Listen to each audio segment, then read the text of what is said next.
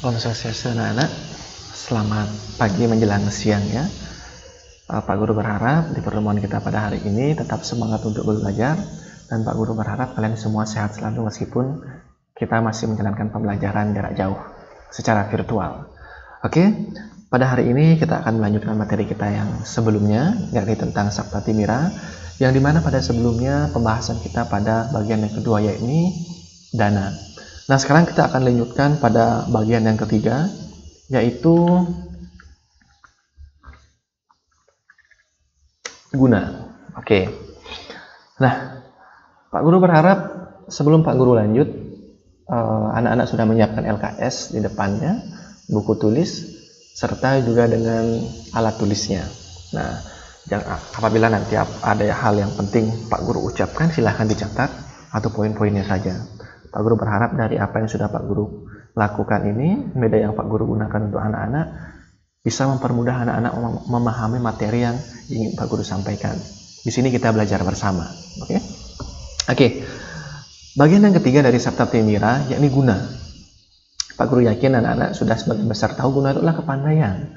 Yang dimana bisa dikatakan kepandaian itu ibarat seperti pisau bermata dua. Yang dimana ketika kepandaian itu digunakan untuk hal yang positif, hasilnya pasti akan baik. Tetapi ketika kepandaian itu digunakan untuk hal yang negatif, pasti hasilnya juga tidak akan baik. Makanya dua sisi ini yang saling berdampingan ini, kemana arahnya akan kita bawa? Makanya di satu sisi itulah fungsinya ada apa? Jenana atau wiveka, yang dapat membuat manusia mengarahkan dirinya entah dia berbuat baik atau berbuat buruk, yang didukung dengan dasar ajaran agama. Oke. Nah, ada yang tahu nggak siapa orang ini? Nah, pernah dengar Facebook, Instagram, WA, Messenger dan sebagainya? Beliau adalah seseorang yang hampir dikenal oleh sebagian besar masyarakat di seluruh dunia. Karena apa yang sudah beliau buat itu digunakan oleh seluruh lapisan masyarakat, baik dari anak-anak, remaja, dewasa, bahkan orang tua. Nah, beliau adalah Mark Zuckerberg. Beliau adalah yang CEO yang punya Facebook. Secara tidak langsung, sekelas beliau bisa menciptakan sebuah aplikasi yang digemari bahkan digunakan oleh sebagian besar masyarakat yang ada di seluruh dunia. Beliau berarti memiliki kecerdasan, kepandaian yang luar biasa. Yang dimana kecerdasan dan kepandaian beliau yang didapatkan dengan cara belajar dan lain sebagainya digunakan untuk hal yang positif dan berguna bagi banyak orang. Seperti itu, makanya anak-anak yang punya cita-cita, gantungkanlah cita-cita Anda setinggi langit. Tidak masalah, asalkan cita-cita itu positif, dibarengi dengan doa dan usaha. Niscaya cita-cita itu akan dapat tercapai. Dan ingat, jangan pernah berpikir, Pak, saya ini kurang pintar, saya lemah di mata pelajaran ini. Ingat, tidak ada namanya anak yang pintar, tidak ada namanya anak yang bodoh. Tetapi apa? Berusahalah menjadi sosok yang selalu ingin tahu, dan selalu ingin mencari tahu. Karena di satu sisi, setiap anak, setiap orang, setiap manusia punya kecerdasannya masing-masing. Si A pintar matematika, tetapi belum tentu dia pintar IPA. Si B pintar bahasa Indonesia, tapi belum tentu dia pintar agama. Si C pintar agama, belum tentu dia pintar mata pelajaran yang lainnya. Setiap orang punya kekurangan dan kelebihan. Tetapi di satu sisi, kekurangan dan kelebihan itu dapat mengantarkan kita kepada sesuatu hal yang merupakan bagian dari passion kita. Seperti itu. Yang punya bakat melukis, jadilah pelukis yang hebat. Yang punya bakat IT, jadilah seseorang yang mengenal IT yang sangat hebat, bisa menciptakan aplikasi seperti beliau.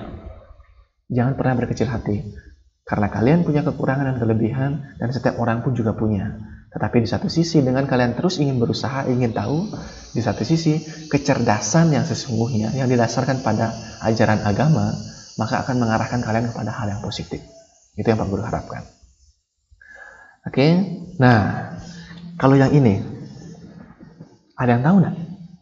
Nah, teroris bersaudara. Beliau ini adalah orang-orang pintar. Beliau orang yang memiliki guna, kecerdasan. Tetapi di satu sisi digunakan untuk hal yang tidak baik. Tidak semua orang bisa merakit bom, tapi beliau atau orang-orang ini bisa. Cuma kesalahannya apa? Digunakan untuk melakukan pengeboman kepada sesama umat manusia. Inilah menjadi sebuah kesalahan. Karena di satu sisi, kecerdasan atau kepintaran harus didasarkan pada agama. Ketika orang itu sudah diajarkan agama yang baik, saling mengasihi, tidak boleh saling menyakiti, harus tolong-menolong, tidak mungkin hal yang negatif akan terjadi. Karena Einstein juga pernah berkata, ilmu tanpa agama itu buta, dan agama tanpa ilmu itu lumpuh. Berarti dua-duanya harus seimbang. Makanya belajar agama, belajar juga pengetahuan yang lain itu harus seimbang. Jangan sampai kita salah jalan untuk ke depannya. Seperti itu anak-anak. Oke, bagian yang keempat. Kulina. Kulina berarti keturunan. Ya. Karena apa? Keturunan dalam beberapa masyarakat dunia memegang peran penting. Karena dari keturunan ya akan dikenal siapa dia, siapa kakeknya, siapa buyutnya.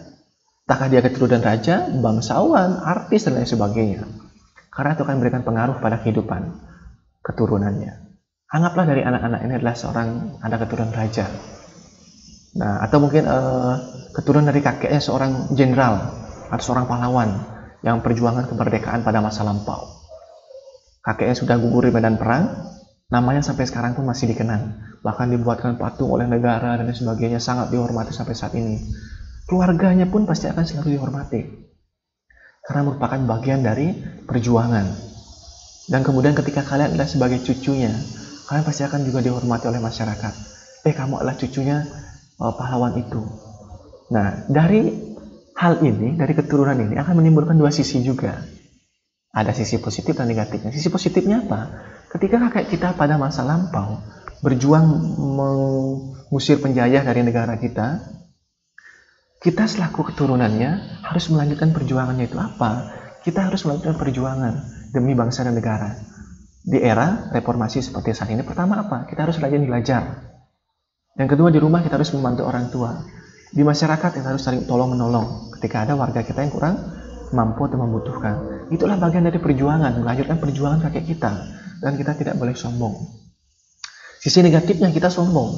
Membantu orang tua tidak pernah. Di sekolah selalu ngomong, saya adalah cucu dari pahlawan. Tolong hormati saya. Di masyarakat selalu ingin dihormati. Selalu berlaku seenaknya. Itu punyamu, itu hak saya. Karena kakek saya berjuang dulu. Itulah sisi yang salah. Jangan sampai kita sombong akan hal seperti itu. Alangkah lebih baiknya kita melanjutkan perjuangan beliau.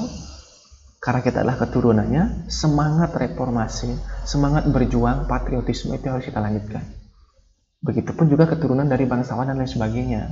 Seperti itu. Nah, ini salah satu contoh yang Pak Guru ambil ya. Ini adalah foto raja-raja Bali pada masa itu. Sedang berfoto bersama ya. Fotonya masih hitam putih. Ini Pak Guru ambil di internet. Anak-anak silahkan baca-baca bukunya, baca literaturnya, baik dari sumber internet, membaca, bertanya, dan sebagainya, itu silahkan. Nah, ini raja yang sombong. Nah, tadi Pak Guru sudah anggaplah kita keturunannya, tidak boleh sombong dan sebagainya. Nah, ini salah satu raja yang di Bali yang digunakan sebagai simbol ya. Tentara Nasional Indonesia Angkatan Darat Kodam Daerah Militer 9 Udayana, itu di Bali. Oke, yang kelima, Yohana. Yohana artinya masa remaja, masa muda. Masa ini penuh gejolak, kreativitas, kecerdasan, dan lain sebagainya. Nah, Pak Guru sampaikan, anak-anak Pak Guru yang terkasih, anak-anak sekalian sekarang masih masa peralihan, yang dimana kalian sekarang sudah naik ke kelas 8, sebelumnya di SD, sebentar lagi naik ke kelas 9, dan sebentar lagi ke jenjang yang berikutnya, sekolah menengah atas. Di satu sisi, kalian adalah sosok yang tergolong sebagai generasi muda, yang dimana masih energik, masih punya semangat yang sangat kuat untuk belajar. Cita-cita masih berupa hamparan luas, kalian mau jadi apapun itu bisa. Tetapi di satu sisi, remaja, masa muda itu dipergunakanlah untuk hal yang baik. Seperti ilalang atau alang-alang. Ada yang pernah lihat alang-alang enggak? Atau pernah tangannya tergores oleh alang-alang? Alang-alang yang bisa menggores, melukai adalah alang-alang yang masih muda. Itu masih tajam. Makanya jiwa muda, generasi muda itu ibarat seperti alang-alang yang masih segar, masih tajam untuk mengarungi kehidupan, mencari pengetahuan sebanyak-banyaknya, pengalaman hidup dan lain sebagainya.